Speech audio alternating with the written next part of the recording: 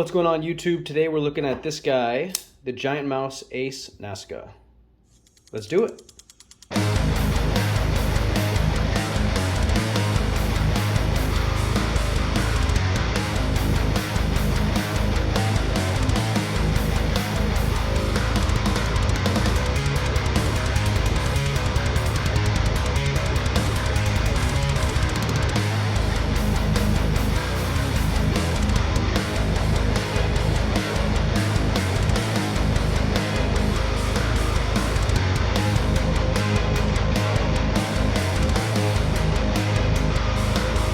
So one thing that's really cool about this knife in particular, outside of the knife itself, is the naming. So the Nazca is the name of this knife, and it's given to it named after the Nazca lines, which is a geological find in Peru, in the desert in Peru.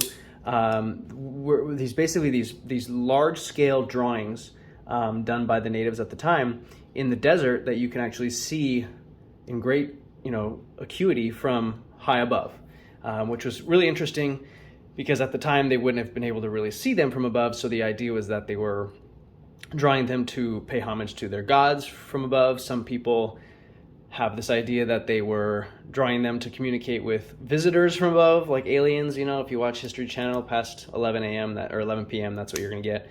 But anyways, it's kind of a cool, it's a cool geological historical thing, and I think it's really neat that they named this knife after it, especially with the design has got some of these really cool sharp lines on it, so it kind of matches. But anyways, I'm not a historian, but I thought that was pretty cool. So let's talk about this knife. This is a newer model from GiantMouse. So far I really enjoy it. Overall ergonomics, the design, everything, it really hits home for me. I like the way it looks overall. But we're going to talk about all those individual parts going into this review. So let's jump right in. I like to start with the blade. First off, one of the most eye-catching things is this beautiful belt ground satin blade.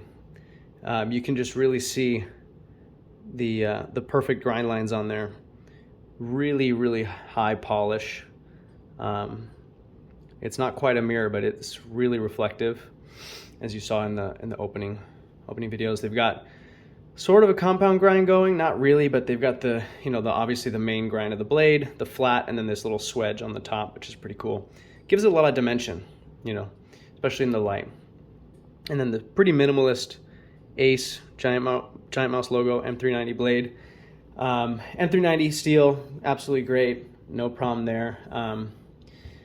Hopefully they're heat treating these guys adequately. Not 100% sure. I've seen some data on some other GiantMouse knives that were a little low for my taste, but I don't know about this particular one. This is a newer model. Another cool little detail is they kind of rounded this edge a little bit, just ever so slightly knocked that down. So it's not like a crown spine at all, but the very edge is not sharp or abrasive at all.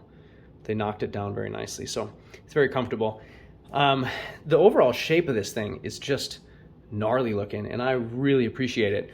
It's almost got, I think they market it as a clip point, which I don't see at all. I see a harpoon style all the way, and I'm a big fan of that. You don't see that very often, but it looks so cool. And it's honestly kind of functional because of this little scoop here. It's really easy to get your thumb in here. And then they put the jimping way up here instead of towards the back, which is kind of cool because it allows you to choke up with your thumb. And I get a really good grip right there. So that's cool. It looks awesome.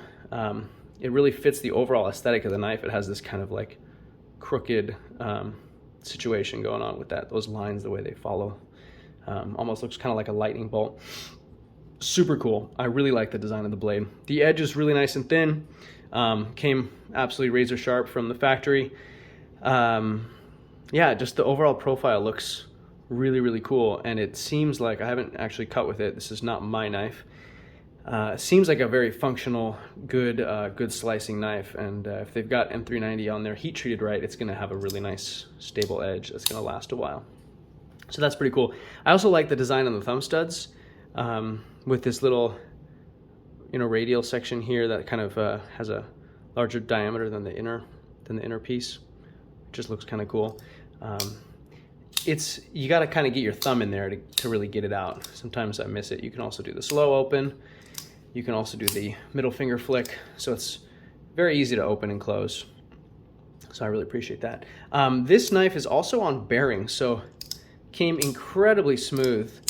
I'm gonna stop beating around the bush and get to this lock here. So if y'all are familiar with the Benchmade access lock,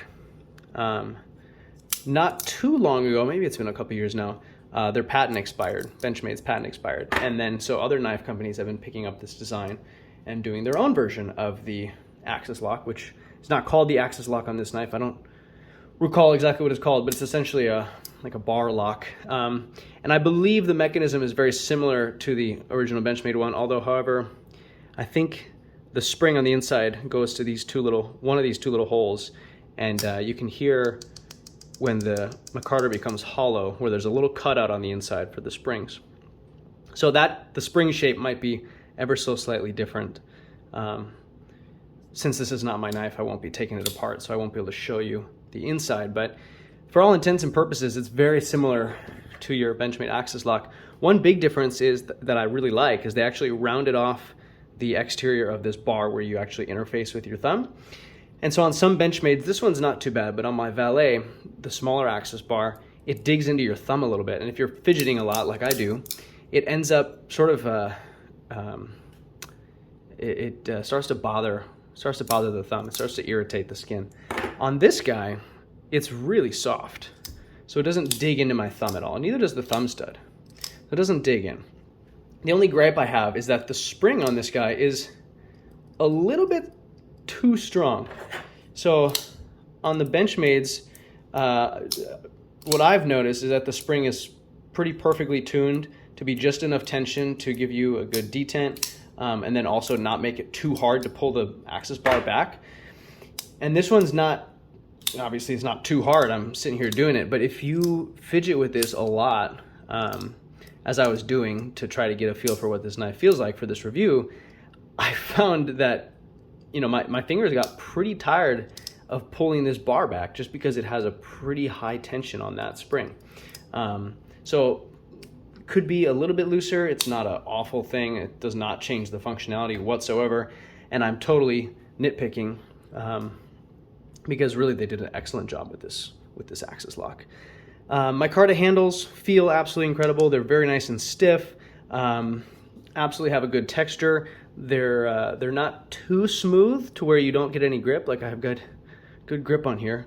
Watch me cut myself on camera again. And they look fantastic. It's got a nice like kind of rubbed finish. It's gonna break in nicely for whoever ends up buying this and using it. And then lastly, one thing I really like is this brass backspacer. It really completes the look. It really, really does. Knife is about 4 ounces. Actually, not about 4 ounces. It's exactly 4 ounces on the nose. So it's got some heft to it. Full steel liners, and then that brass backspacer obviously adds some weight. Nice wire clip. I actually like this one better than the Spyderco lightweight ones. It's pretty rigid. It sits really well in the pocket. It doesn't sit super deep. You know, you've got a little bit of the knife poking out, but it's not terrible. But it sits in there nice and comfortably. So it's a good carryable knife. Yeah, and then ergonomically, it's actually not too bad. Despite having these sharp lines, my front two fingers, my pointer finger and my middle finger, fit in that groove absolutely perfectly. And then there's a little bit of a up sweep here to get my thumb on, and then, like I said before, choking up. So it's pretty comfortable. The rounded handles feel my hand really well. A little bit of a hot spot on the clip there.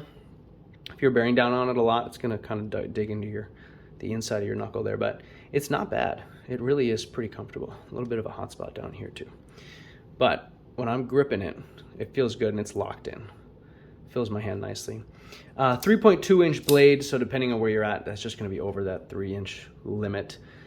Can't conceal carry this guy in Rhode Island, but most places you should be good with that, you know, no problem there. But yeah, overall, really liking this thing. The titanium version is currently in stock at BladeOps. So that will have the titanium scales instead of the micarta if you're a fan of that. So definitely I'll link that below. Check out that link. go purchase that knife from BladeOps using that link. They should have the micarta version back soon. I'm going to send this one back this week, so if anyone wants to grab this particular one, it will be back probably midway through this week. So definitely check that out. I'll be linking it in the description below.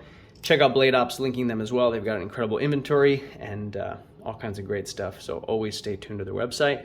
As always, thank you so much for tuning in. Please like, share, subscribe, comment, all the above. I really appreciate the support. I love making these videos for you guys. So let's keep it going. All right, take care.